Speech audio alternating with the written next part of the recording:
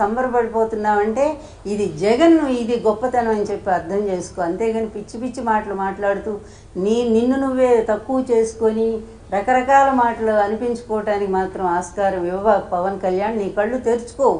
ఎవరు ఎంత చెప్పినా కూడా నీకు బుద్ధి జ్ఞానం అనేది లేదు. అది పూర్తిగా మేము మొన్ననే వ్యూహం దానికి వెళ్ళాము. మేము ఆ ప్రీవ్యూకి వెళ్ళాను. అందులో చెప్తాడు పవన్ కళ్యాణ్కి ఎవరు శత్రువులో ఎవరు మిత్రులో కూడా అర్థం కాదు అని చెప్పి ఆ పాత్ర పెట్టాడు రామ్ గోపాల్ వర్మ గారు. చాలా సరదా. అతని పాత్ర వచ్చినప్పుడల్లా జనాలు బాగా నవ్వుతూ ఉన్నారు. అది నిజం 100%గా. ఎందుకంటే ఇతను మాటల మనిషే తప్ప, అది కూడా స్క్రిప్ట్ రాసుకొచ్చి డైలాగులు, అది కూడా చంద్రబాబు నాయుడు ఆఫీస్ నుంచి ఆ స్క్రిప్ట్ రాసిస్తే ఆ తిట్లన్నీ అన్ని తిట్లే. ఏంటి మీ జెండా సభలో మొత్తం జగన్ను తిట్టడానిక? నాకు ఒకటి గుర్తొస్తా ఉంది ఒక మాట. ఇది ప్రహ్లాదుడు హిరణ్యకశిపుడిని అంటాడనమాట. హిరణ్యకశిపుడు పద్దాక వాడు శత్రువు కదా, హరి హరి అంటే అక్కడ అంటాడు. చివరికి ప్రహ్లాదుడు కొడుకు భక్తుడు, మహాభక్తుడు, ఆయన దగ్గరికి వచ్చి ఎక్కడున్నాడు రా హరి, నేను అంతా ఎతికాను, ఆ లోకం ఎతికాను, ఈ లోకం, నా నిద్రలోను నా మెలకువలోను నా తిండి తినేటప్పుడు అన్ని వేళల్లో కూడా ఆ హరి కోసమే నేను అన్వేషిస్తున్నాను అంటాడు. అంటే అప్పుడు అంటాడు, నానా నేను భక్తుడిగా నేను ఆయన్ని పూజిస్తాను హరిని, కానీ నువ్వు శత్రువుగా ఉండి కూడా ఆ హరినే తలుస్తున్నావు కదా అని అంటాడు. అట్లాగుంది వీళ్ళ పరిస్థితి. శత్రువులుగా ఉండి కూడా ఎప్పుడు జగన్ జగన్ జగన్ జగన్ నామం తప్ప వీళ్ళకి రెండో మాటే రావట్లేదు. అందువల్ల వచ్చే జన్మలో వీళ్ళకి మోక్షం దొరుకుతుందని మాత్రం చెప్పగలను.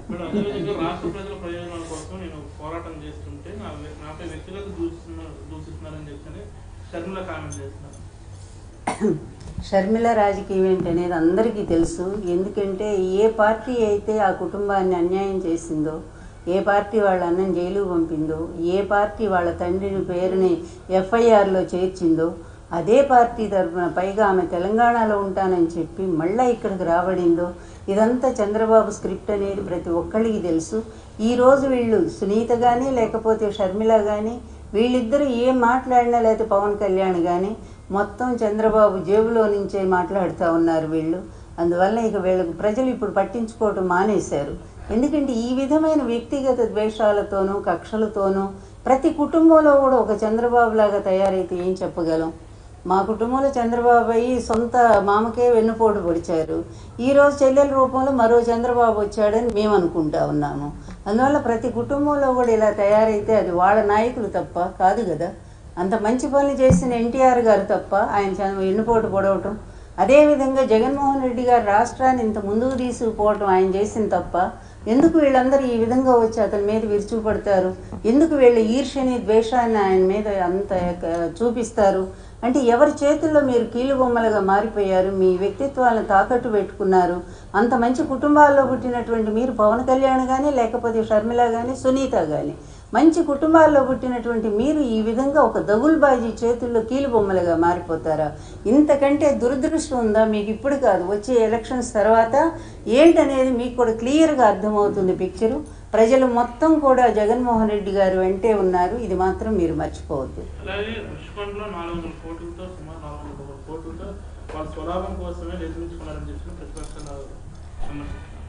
ఇది ఋషికొండ ఇప్పుడు కాదు కదా, అదొక టూరింగ్ ప్లేస్. గతంలోనే బిల్డింగ్స్ ఉన్నాయి, మీకు తెలుసు కదా, ఇక్కడ ఉన్న వాళ్ళేగా మీరంతా కూడా.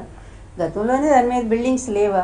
అట్లాగే ఇప్పుడు కూడా బిల్డింగ్ కట్టారు, కానీ దాన్ని దీనికోసం టూరిజం ప్లేస్ కోసమే కట్టినట్టు. సభ చూశాక ఇంత వరస్ట్ సభ ఎప్పుడు అంటే ఒక రాజకీయ వ్యవస్థ ఏర్పడ్డ తర్వాత ఇంత హీనంగా మాట్లాడిన వాళ్ళు, అందులో అంత స్థాయిలో ఉండేటువంటి వ్యక్తులు అంత దిగజారిపోయి మాట్లాడారు అంటే ఎంత బలహీనంగా ఉన్నారో వాళ్ళు అనేది చాలా స్పష్టంగా అర్థమవుతూ ఉంది.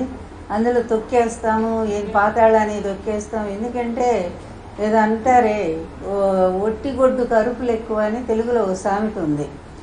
పాలు ఇవ్వలేనప్పుడు అది ఓరికి అరుస్తూ ఉంటుంది. వీళ్ళ పరిస్థితి కూడా అలాగే ఉంది. పవన్ కళ్యాణ్ గారు కూడా ఎంత పిచ్చిగా మాట్లాడారంటే, నేను మొన్న సభలో జనాలు లేరు, పాడు లేరు, 5ంటికి క్లోజ్ అయిపోతుంది అనుకున్న సభను 6:30 దాకా పాపం వెయిట్ చేశారు అక్కడ కార్గోలో. అయినా సరే ఏదో అరకొర జనాలు వస్తే దాంతో మమ అనిపించారు. కానీ వాళ్ళు రెచ్చిపోయిన విధానం చూస్తే ఒక్కటే మేము అడుగుతూ ఉన్నాము పవన్ కళ్యాణ్ గారిని, అసలు మీరు చదువుకున్నారా?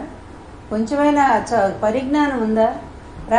అదేమంటే కాపు సోదరులు ఎందుకు ఇస్తూ ఉన్నాడు, మనం భోజనాలు పెట్టలేము, మనం మంచినీళ్ళు ఇవ్వలేము, అందువల్ల మనం ఎట్లా అన్ని సీట్లు అడుగుతాము, ఎన్ని ఇస్తే అన్నీ తీసుకోవాలి. రాజకీయ పరిజ్ఞానం అంట ఎవరు? చంద్రబాబు నాయుడు. అంత సమర్థుడు అంట. అంత సమర్థుడైతే ఎందుకు ఓడిపోయాడు? మరీ 23 సీట్లతో ఎంత ఘోరంగా ఓడిపోయాడు. 60 కేసులు ఈరోజు చుట్టుముట్టు ఉన్నాయి. ఈ 75 ఏళ్ల ముసలా